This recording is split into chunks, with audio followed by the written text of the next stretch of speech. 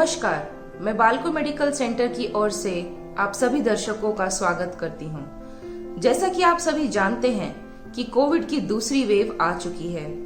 इसके बारे में अधिक बताने के लिए आज हमारे साथ है doctor Nilesh Jain, consultant transfusion medicine, जो हमें बताएंगे इस कोविड की सेकेंड वेव के बारे में। तो हमारा जो पहला सवाल है, सर, कोविड प्लाज्मा थेरेपी क्या है और उसका सदुपयोग कैसे किया जाना चाहिए?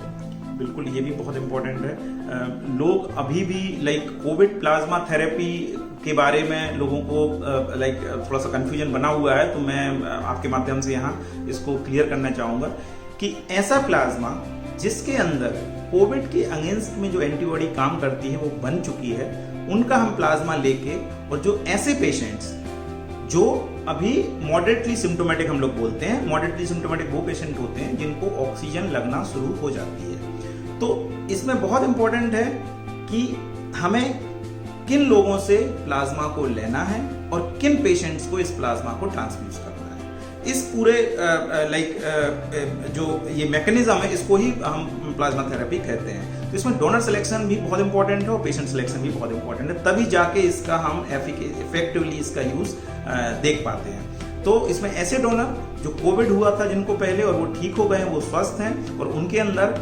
एंटीबॉडी की जांच करना बहुत जरूरी है। ऐसा नहीं है कि हम किसी का भी प्लाज्मा लेके और पेशेंट को चढ़ा दें तो वो एक खाना पूर्ति जैसा हो जाता है। कई बार लोगों को लगता है आप तो प्लाज्मा ले लो और इसको चढ़ा दो तो ये ठीक हो जाएगा। ऐसा नहीं है। प्लाज्मा उन्हीं का लेना है जिनके अंदर एंटीबॉडी बन गई है। एंटीबॉडी बन गई है कि नहीं, इसके लिए जांच होती है, जिसको हम एंटीबॉडी टाइटर बोलते हैं। तो वो टाइटर एक एडिक्वेट अमाउंट ऑफ एंटीबॉडी को शो करता है और वो पाया जाना चाहिए, तभी आपकी एलिजिबिलिटी आप एलिजिबल होते हो प्लाज्मा डोनेशन के लिए। आपका प्लाज्मा एक प्रोसीजर होती है जिसको हम लोग बोलते हैं प्लाज्मा एफेरेसिस। प्लाज्मा एफेरेसिस के थ्रू उस प्लाज्मा को लिया जाता है, जो कि बड़ा सिंपल सा प्रोसीजर है। इसमें कहीं कोई बहुत घबराने की या बहुत वैसी कॉम्प्लिकेटेड प्रोसीजर्स नहीं होती है।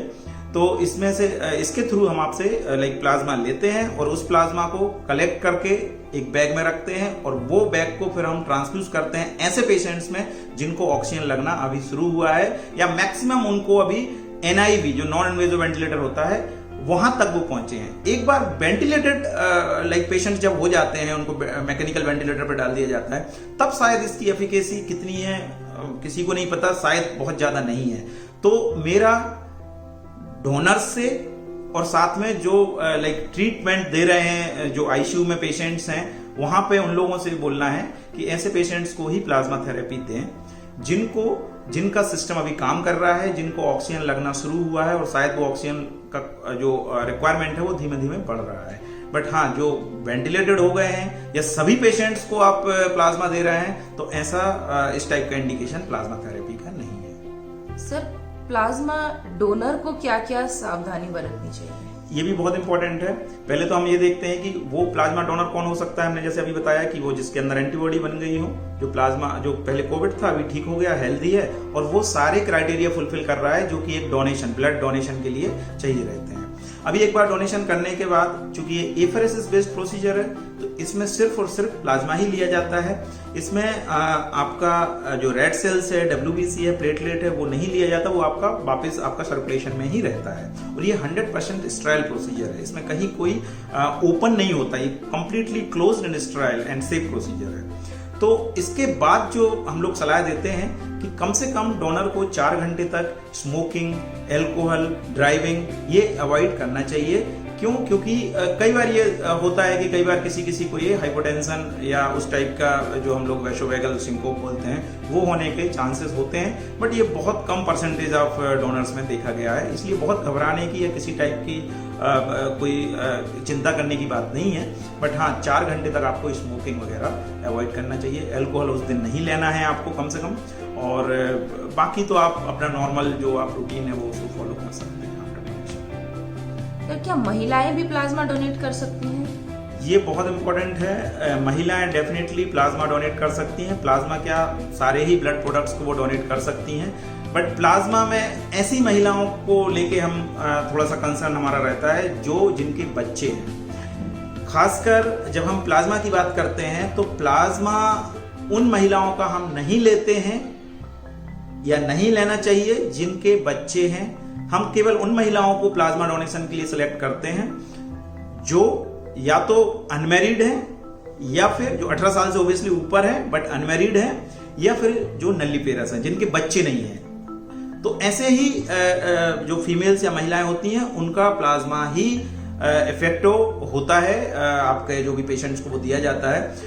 कारण सिंपल है, इसमें कहीं कोई ऐसा नहीं है कि हम जिनके बच्चे हैं उनका क्यों नहीं ले सकते, उसमें ऐसा क्या खराबी है। तो खराबी कुछ नहीं आती है, उनका रेड सेल्स यूज हो सकता है, उनका दूसरा प्रोडक्ट यूज हो सकता है। बट प्लाज्मा में होता क्या है कि इन महिलाओं में जिनके बच्चे हैं उनके अंदर कुछ ऐसी एंटीबॉडीज बन जाती हैं उनके प्लाज्मा के अंदर, जो एंटीबॉडी शायद ये 100% केसेस में नहीं बट शायद लगभग ऐसा देखा गया है कि 20% केसेस ऑफ रेसिपिएंट जो प्लाज्मा के होते हैं, जो पेशेंट्स होते हैं, उनमें चेस्ट का डिस्कम्फर्ट और कॉम्प्लिकेशंस बढ़ जाती हैं यदि आप जिनके बच्चे हैं उन महिलाओं से प्लाज्मा लेके ऐसे पेशेंट्स को देते हैं। तो मैं सबसे पहले तो मैं जो भी सामाजिक संस्थाएं हैं और जो भी लोग इसके में लगे हुए हैं उनकी मैं सराहना करता हूं कि वो लोग इतना सब डोनर को इकट्ठा कर पा रहे हैं और डोनर को भेज के प्लाज्मा डोनेशन उनको इनकरेज करके, मोटिवेट करके और डोनेशन करवा रहे हैं। बट साथ में हमें ये भी ध्यान रखना है कि हमें हर किसी का प्लाज्मा डोनेशन सिर्फ ये नहीं देखना है कि एक कोई केस है या हमें जस्ट प्लाज्मा देना है, हमने दे दिया, ऐसा नहीं है। हमें प्लाज्मा ऐसा देना है जो इफेक्टिव हो, जिसकी एफिकेसी हो, जो वास्तव में पेशेंट में काम करे। हमें ऐसी महिलाएं, हमें किसी भी महिला से प्लाज्मा नहीं लेना है, सिर्फ ऐसी महिलाओं को सिलेक्ट करना है जो, जैसे मैंने बताया, अनमैरिड हो, 18 साल से ऊपर हो, और जो मैरिड हो तो नल्ली पेरेंट्स हो, इनके बच्चे ना हो, उनका ही प्लाज्मा यूज करना है। और बाकी क्राइटेरिया वही है जो नॉर्मल ब्लड डोनेशन में होते हैं। तो यदि हम इन सारी चीजों का पालन करते हैं तो हम डेफिनेटली इस कोविड जैसी महामारी से लड़ पाएंगे, जीत पाएंगे।